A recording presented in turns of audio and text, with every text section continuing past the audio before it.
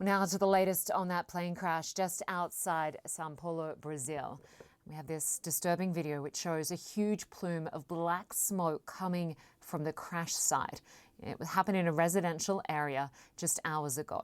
Local officials say no one on the ground was killed, but all on board perished. Several bystanders captured the aftermath in videos now on social media. Authorities say they have found the black box, with the airline now saying 61 people were on board. Authorities say no one appears to have survived. Julia Vargas joins us now. And so, Julia, 57 passengers were on board, 4 crew members, sadly no survivors. And this was a domestic route, which typically would have been less than an hour and a half flight across the country. What more are you learning about it?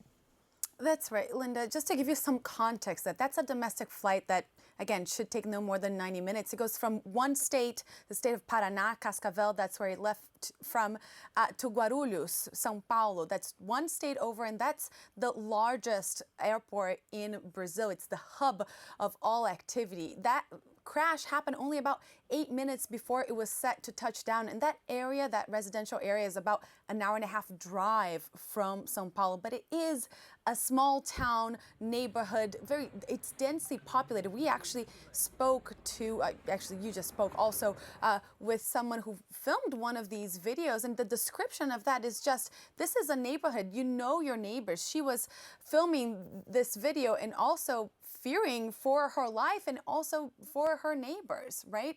And we also have heard from authorities that they are right now sweeping that entire area. I want to highlight something, Lynda. I think it is a miracle that nobody on the ground was killed in this incident. I spoke and I tried to confirm that with various different authorities. I couldn't believe it at first, but it seems that people just took shelter, as your guest described earlier, just under the table, just going down like we see it in the movies. It is quite unbelievable that this happened.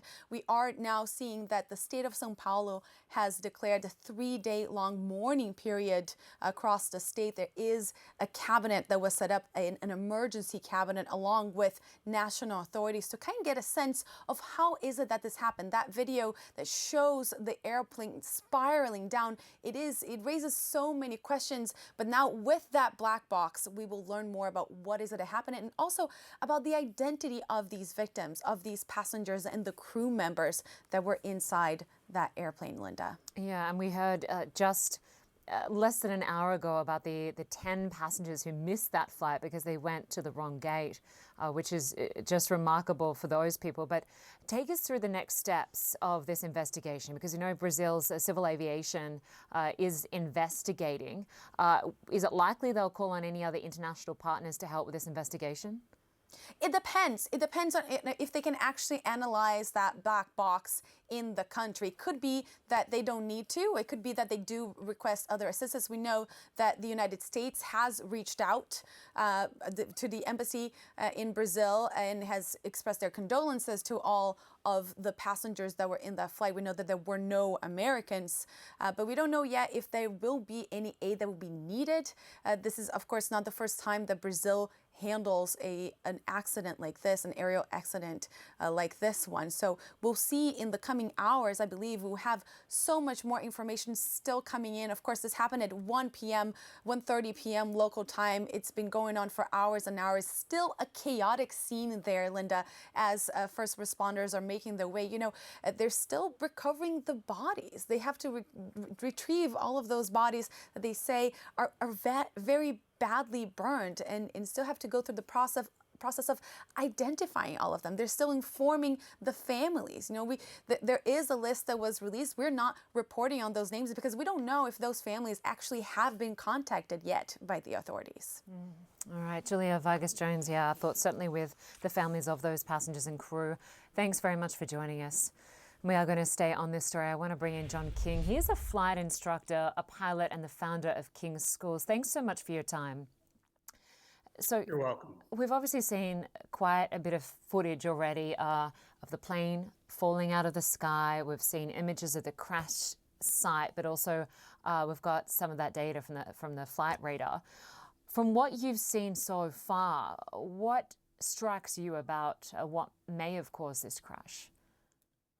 Well, first of all, of course, it's an absolute tragedy, but there's a lot to be learned from watching that airplane descend. It appears to be descending almost vertically, and its impact with the ground didn't destroy very many homes because it just went down vertically and didn't wipe out a swath of ground.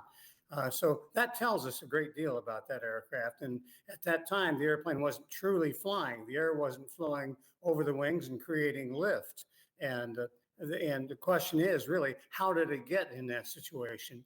And it's possible that the weather conditions played a factor in it. And talk to us about those weather conditions, because we have heard that it was 100% relative humidity, icy, freezing conditions. What would it have been like flying through that? We were told that other pilots experienced icing in those conditions and that they had passed that information around. So pilots were aware of that. Icing tends to interfere with the smooth flow of air over the wings. You want the air flowing smoothly over the wings. And if you have icing, it tends to interfere with that. And airplanes have de-icing systems. For instance, they can have boots that they can expand and knock the air off, knock the icing off the wings. And that's what they have in that aircraft. And it may or may not have been activated or was activated, not very effective. But in any event, eventually the aircraft stalled and they lost the smooth flow of air over the wings and went all the way down to the ground, it appears. And we don't know for sure what happened, but we have a lot of information by watching that video.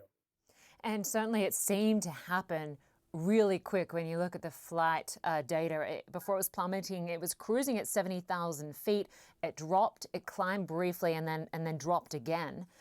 What does that tell you? And what do you teach in school when you're talking to pilots about trying to correct a stall, if that is indeed what was happening? Well, pilots from their very first flying are taught to keep smooth flow of air over the wings. And in this case, what happens is something disrupted the smooth flow of air over the wings. In this case, it's likely icing. And what you want to do is have the nose of the aircraft pointed and the wings pointed the direction they're going to be going so that they can develop smooth flow of air over the wings. And pardon? I misunderstood that. I thought you said something, but in any event, we're taught that from our very early flying, and these pilots would have been taught that, and we have no idea what was going on in that airplane between the pilots, or exactly what caused the icing and how they were responding to it. But that was their challenge.